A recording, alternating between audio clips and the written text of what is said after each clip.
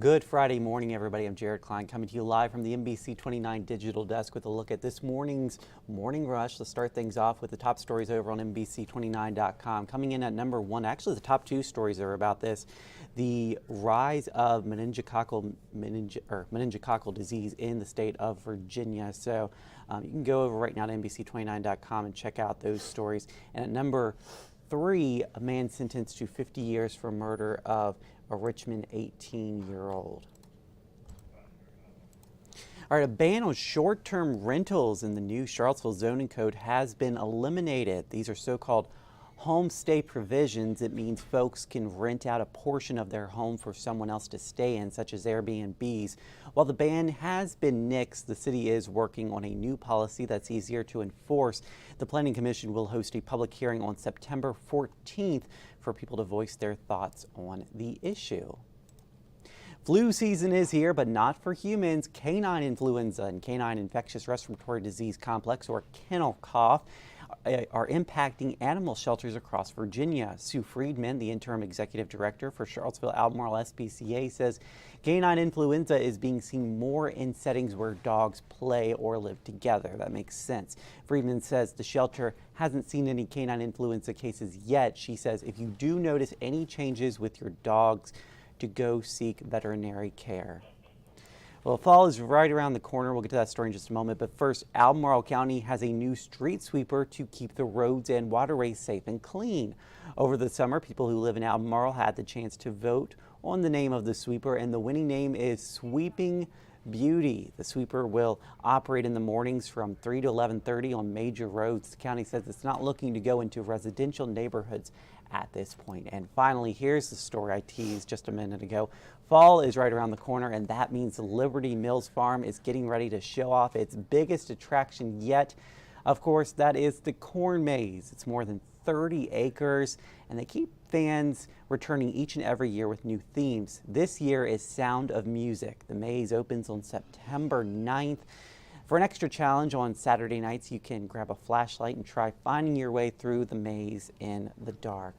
That sounds like a lot of fun. I'm definitely ready for fall myself. It is so much fun, the corn mazes, especially when you bring children, you want to hide from them. No, my kids were lost in that maze, in fact. Yeah. We found them, but it was quite something. And you have to be brave to do it at nighttime. Oh yeah, I couldn't do that. That would be scary. Spooky. Yeah, that would be spooky. Yeah. All right, so in Greenland, there's a team of scientists there, and they are trying to collect samples of rock. So they're drilling down 1,600 feet through the ice shelf to get to the bedrock so they can take samples of the rocks, and they hope that will reveal the fate of the fast melting ice sheet. So kind of predict what's going to happen as far as, because the Earth is warming. And it's really quite fascinating. There's some video coming up in the next couple of frames here. This is an example. So this is actually what they're using, this 30,000 pounds of cable, aluminum and steel, drilling down. So again, they have to go 1,600 feet through the ice to get to the bedrock, which is pretty incredible. And then if you scroll to the next frame, actually keep going, sorry, keep going. Okay, one more. This is a video of the actual drilling. Wow. Yeah, look, and you can see the ice. I mean, it's how it changes colors, and just kind of think of how the time in history, and anyway, it's kind of fascinating. But again, they're hoping to kind of get a better, clear idea of what's really going to happen as the Earth continues to warm and the ice continues to melt. So pretty important work that they're doing there in Greenland, and I just thought that was kind of cool. And it's just so amazing that they were able to figure that out by drilling deeper and deeper. Right. Some smart minds out there. Also, we wanted to say good morning to Bobby Dillon, who is joining us from Hi, Bobby. I just lost your comment. From Dallas Barker is joining us from Kent's Store. Hey, Dallas. So have a great weekend to you as well. See you. Pleasure watching. Yeah, thanks everybody for watching this morning. Yeah. Let us know in the comment section where you're watching from. Okay. All right, so fast trains are coming to Florida. So, we have Amtrak, but more and more there's this idea of towns and cities and states creating their own independent passenger rail systems, and they want them to be more like the ones in Europe, so they're faster and more convenient for people. So this one, the Brightline, this company is running trains in southern Florida, and it was billions of dollars to get this new passenger rail system into the lower part of Florida. So this is a great map of kind of Amtrak and the high-speed rail options in the proposal. So anyway,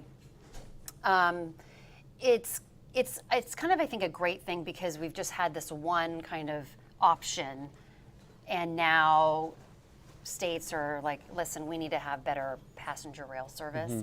So this is happening now in Florida. It's kind of like the test case for the United States. Wouldn't it be nice just to hop on a train and not have to worry about traffic? Yeah, I mean, if you're in Europe, people use trains all the time, and they're fast and they're convenient, and it's easy. So a lot easier, than dealing again with that traffic. Yeah, right. So, traffic. I'm just thinking of traffic on this Friday morning. Getting stressed out. Yeah.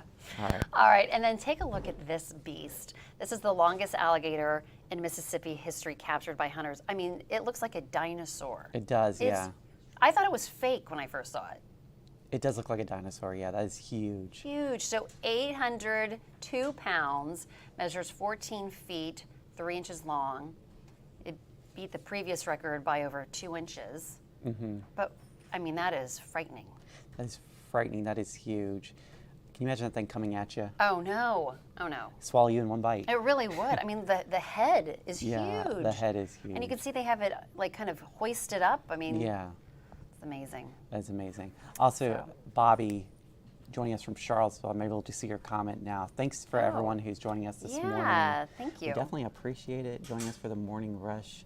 All right, let's take a look at that 7-day forecast brought to you by Michael and Son Cooling. We've got a high of 81 today. It feels absolutely beautiful out there. And then tomorrow, a high of 84. Sunday is when that muggy weather returns with a high of 93, and then it's going to be back to the summer heat for the beginning of next week with a high of 99 on Tuesday.